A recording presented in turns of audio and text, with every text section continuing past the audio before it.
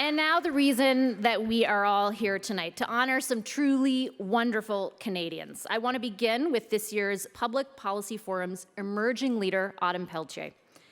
Autumn is an Indigenous rights advocate who comes from the Wickwamkong First Nation on Manitoulin Island. She's known as the water protector for her activism in fighting for clean water for First Nations communities. She was inspired by her aunt, who was also a lifelong clean water activist. In 2019, Autumn was appointed Chief Water Commissioner by the Anishinaabe Nation. She was 16 at the time.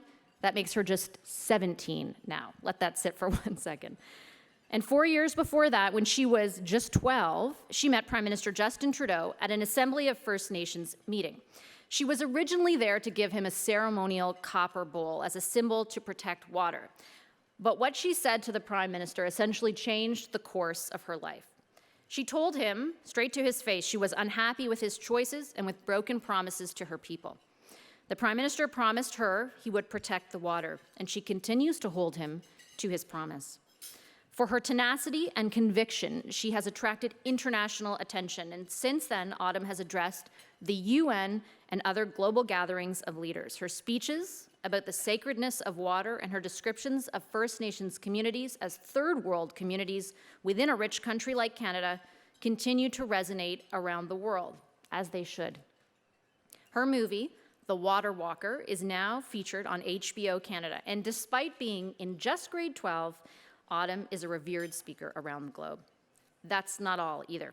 She's also been nominated 4 times for the prestigious International Children's Peace Prize. She's been a keynote speaker at the World Economic Forum, and in 2021, she was awarded a Planetary Health Award by the Prince Albert Foundation of Monaco.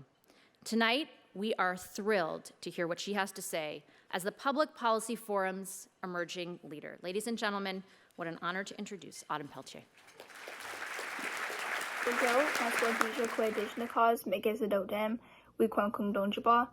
My name is Autumn Peltier. I'm 17 years old. I'm the Chief Water Commissioner for Anishinaabe Nation, and I'm an Indigenous rights and water activist.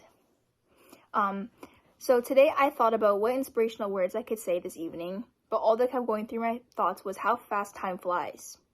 You think time flies by fast when you're older, like 40 or 50. No offense, but I never imagined at 17 being where I am right now, and how unplanned it was.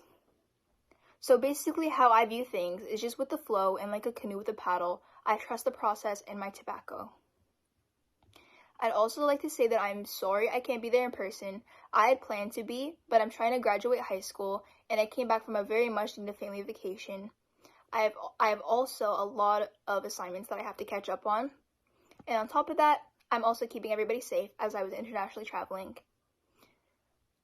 I'm very honored and happy that I am being recognized and honored for the work I do for the water. I would like to say chimigwes to TD Bank and its sponsors for selecting me to carry on this honor as a young Anishinaabe. It makes me more proud to see the woman sitting in the audience today, as this is our time to take care of our waters and the planet. The work I do is evolving. Everything is so intertwined and connecting. Everything has a purpose, and I know at age 17, these types of thoughts are pretty intense at times. But for myself, I've been thinking about not only my future, but the future of my grandchildren, my great-grandchildren, and my people. For our rich country, Indigenous peoples in Canada are and have been third-class citizens, and are treated badly and have such a negative stereotype. I can tell you from personal experience how that feels to walk in a world where you're looked down upon and looked at as nothing. While today we are changing the narrative and knowledge that I am part of this change, and I like to acknowledge that I'm part of this change, by using my voice as a youth and a young woman, my heart is set out to give my people a bigger voice with a message of strength, vision, perseverance, and hope for our future. As young ones coming behind, we will inherit this planet, and we want to ensure we have a future. This is not easy work I do, but I know someone has to do it. I am also going on the last words that my great auntie spoke to me in her last breaths. She said it would be hard, she said not to stop, and she said to keep loving the water and using my voice. I still hear her voice saying those words to me, so I keep going. As you look around and you see your glasses of water, think of great Auntie Josephine.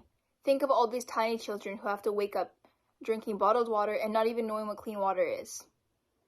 Think of that elder who is walking right now to get water. Enough is enough, and we need to work together to end boil water advisories and help Indigenous children have access to clean drinking water. I should not be sitting here asking for help. 8 years of my life has been dedicated to advocating for my people, and I'm hoping we can work together and help our water and our planet. Miigwech.